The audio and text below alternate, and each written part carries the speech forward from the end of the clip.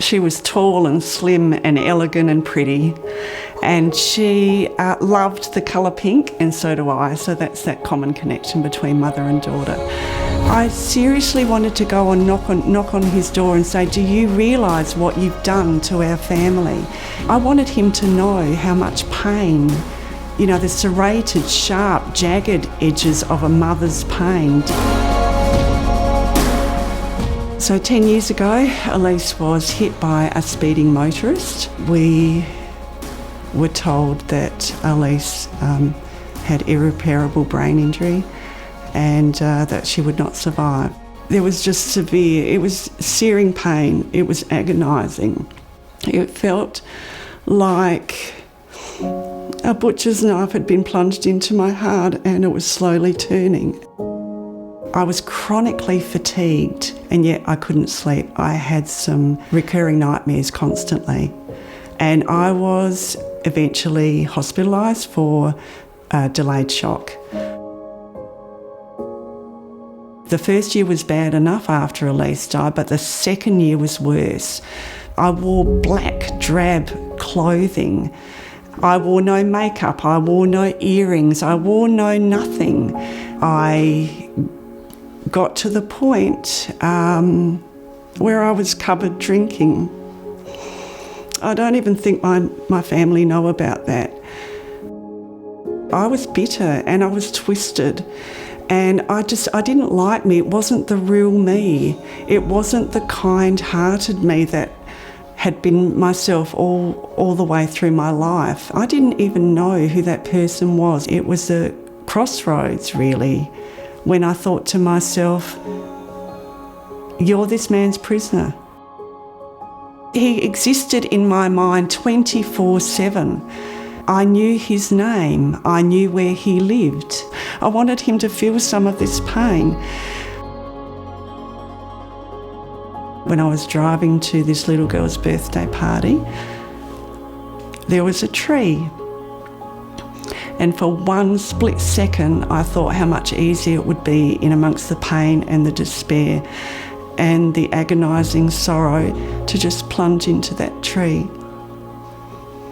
And straight away I repelled from that, and then I realised that God's got me, that the pain that I'm feeling, He's going to help me deal with it. And I remember saying a prayer, you know, just help me, God. I'm at the end of my rope. I asked God to help me, but I didn't know how He was going to help me. I didn't know how I was going to help myself. And do you know what He asked me to do? The hardest thing that a parent can ever do besides organising a funeral for your child? He asked me to start forgiving the man who had killed my child. How do you do that? How do you do that? Too many days in the darkness without a glimpse of the light. Everybody wants to surrender, darling, you were meant to survive. With every start, we are born again.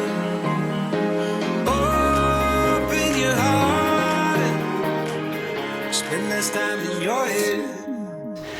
A lot of times people think forgiveness is an emotional feeling, but it's not, it's an action. And consciously making that decision is a really difficult thing to do. It's much easier to shelve, it's much easier to be resistant or argue with God and say, I'm not doing it, I can't do it, it's too big, it's too immense, I don't even know where to start. And yet I knew that He was offering me freedom from that, entertaining that man within my own mind, really driving myself crazy. I've released all of that pain and all of that bitterness over to God. It doesn't mean I don't have my bad days or my pain or my bitter times. I still do, especially on an anniversary or a birthday. And it might take the rest of my life before I feel that I have completed that forgiveness. But I've started the journey, and for me that's important.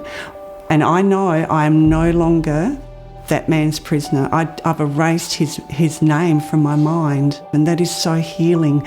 That is such a release for me.